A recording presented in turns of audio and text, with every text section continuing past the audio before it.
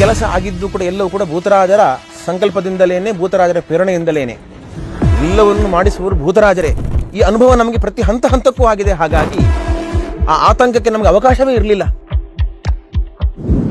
ஒரு pillar fitting பண்ணையில 2 நாள் ஆகும்.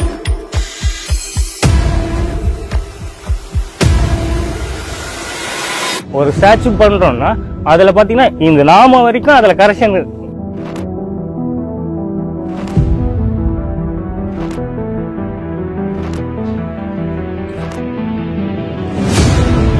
அவ்வளவு ஒரு கஷ்டமான வேலைகள்லாம் பார்த்துருக்கான்.